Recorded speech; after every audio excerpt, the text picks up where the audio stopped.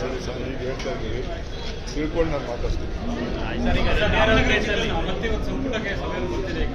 ಬರ್ತಾ ಇದೆ, ಬಂದ್ಮೇಲೆ ಮಾತಾಡೋಣ. ನೋಡೋಣ, ನೀವು ಯಾರು ಏನೇನು ಮಾಡ್ತಾ ಇದ್ದಾರೆ ಗೊತ್ತಿಲ್ಲ ನನಗೆ. ಬಂದ್ಮೇಲೆ ಮಳೆ ಸ್ವಲ್ಪ ಕಮ್ಮಿ ಆಗಿದೆ, ಏನಾದರೂ ಸರಿಪಡಿಸುವಂತ ಮಳೆ ವಿಚಾರದಲ್ಲಿ ನಮ್ಮ ಜವಾಬ್ದಾರಿ. ಮಳೆ ಬರಬೇಕು, ಜಾಸ್ತಿ ಬರಬೇಕು ಅನ್ನೋನು. ಜಾಸ್ತಿ ಬಂದಾಗ ಏನೇನು ತಪ್ಪುಗಳಾಗಿದೆ ಆ ತಪ್ಪನ್ನೆಲ್ಲ ನಾವು ತಿದ್ದಂಥವ್ರು. ಮೊನ್ನೆ ತಾನೇ lake development authority CM meeting ಮಾಡಿಬಿಟ್ಟು ಪ್ರಿಕಾಷನರಿ ಮೀಟಿಂಗು ನಾವು ಮಾಡಿದ್ದೀವಿ. ಎಷ್ಟು ಏನು ಯಾವ ರೀತಿ ಮಾಡಬೇಕು ಅಂತ. 2,000 ಕೋಟಿಲಿ ಇಡೀ ಬೆಂಗಳೂರು ಸ್ಟಾಮ್ ವಾಟರ್ ಡ್ರೈನ್ ಎಲ್ಲ ಒನ್ ಟೈಮ್ ಕಂಪ್ಲೀಟ್ ಮಾಡಬೇಕು ಅಂತ ತೀರ್ಮಾನ ಮಾಡಿದ್ದೀವಿ. ಜನಕ್ಕೆ ಕಂಪ್ಲೀಟ್ ಆಕ್ರೋಶ ಇದೆ. ನಾನೊಂದು ಡಿಸಿಷನ್ ತಗೊಳ್ತಾ ಇದ್ದೀನಿ. ಲೋ ಲೈಯಿಂಗ್ ಏರಿಯಾಲಿ ಎಲ್ಲೂ ಕೂಡ ಅಪಾರ್ಟ್ಮೆಂಟ್ಗಳಿಗೆ ಅಂಡರ್ಗ್ರೌಂಡ್ ಇದನ್ನ ಪಾರ್ಕಿಂಗ್ ಮಾಡ್ಕೋಬಾರ್ದು ಅಂತೇಳಿ ಒಂದು ತೀರ್ಮಾನನ ನಾನು ನಾಳೆ ಟೌನ್ ಪ್ಲಾನಿಂಗ್ ಅವ್ರಿಗೆ ಹೇಳಿದ್ದೀನಿ, ವರ್ಕೌಟ್ ಮಾಡಿ ಅಂತ.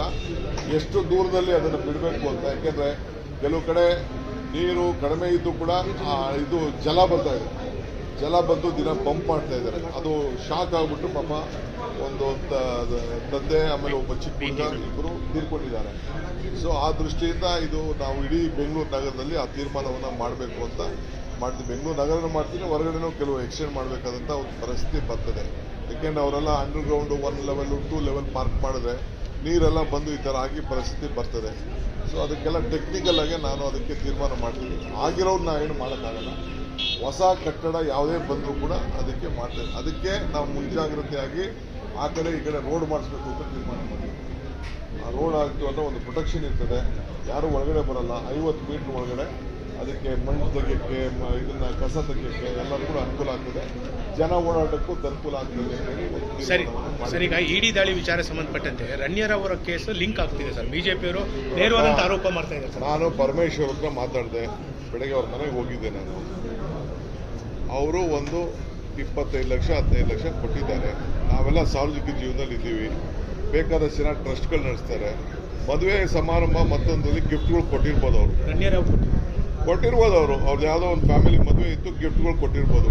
ಅದೇನು ಅವರೇನು ಯಾರು ಇಲ್ಲಿಗೆಲ್ಲಗೆ ಸ್ಲಮ್ ಇದನ್ನ ಸ್ಮಗ್ಲಿಂಗ್ ಮಾಡುವಂಥ ಪರಮೇಶ್ವರ್ ಅಂತ ಒಬ್ಬ ಪ್ರಭಾವಿ ವ್ಯಕ್ತಿ ಯಾರು ಹೇಳ್ತಾರಾ? ಯಾರು ಎನ್ಕರೇಜ್ ಮಾಡ್ತಾರಾ? ಆ ಹೆಣ್ಮಗಳು ಯಾರೋ ತಪ್ಪು ಮಾಡಿದ್ರೆ ಕಾನೂನು ಪ್ರಕಾರ ಏನು ಬೇಕಾದ್ರೂ ಶಿಕ್ಷೆ ಮಾಡ್ತಾರೆ, ಅದೇನು ಅಭ್ಯಂತರ ಇಲ್ಲ. But as for Parameshwar is concern, is a law binding citizen, is a home minister of the country. We are proud of him. Is a big leader. 8 ವರ್ಷ ಅಧ್ಯಕ್ಷರಾಗಿ ನಮ್ಮ ರಾಜ್ಯಕ್ಕೆ ಬೇಕಾದ ಸರ್ವಿಸ್ ಮಾಡಿದ್ದಾರೆ. ನನ್ನ ಜೊತೆ ಇದು 89ರಿಂದ ಮಂತ್ರಿ MLA ಆಗಿದ್ದಾರೆ, ಮಂತ್ರಿ ಆಗಿದ್ದಾರೆ. ನಾನು ನೋಡಿದ್ದೀನಿ. Is A very clean honest man. ಅವ್ರು ಏನು ಮಾಡಿಲ್ಲ. ಗಿಫ್ಟ್ ಕೊಟ್ಟಿದ್ರೆ ಯಾವ್ದಾದ್ರು ಮದುವೆ ಗಿಫ್ಟ್ ಕೊಟ್ಟಿರ್ಬೋದು ಅಷ್ಟೇ. ನಾನು ಮೀಟ್ ಮಾಡ್ಕೊಂಡು ಬಂದಿದ್ದೀನಿ. ವಿ ಸ್ಟ್ಯಾಂಡ್ ಬೈ ಯು ಅಂತ ಹೇಳಿ. ಸರ್ ಆರಾಮಾಗಿದ್ದಾರೆ ಸರ್, ಫಸ್ಟ್ ಕ್ಲಾಸ್ ಆಗಿದ್ದಾರೆ. ಕ್ಯಾಬಿನೆಟ್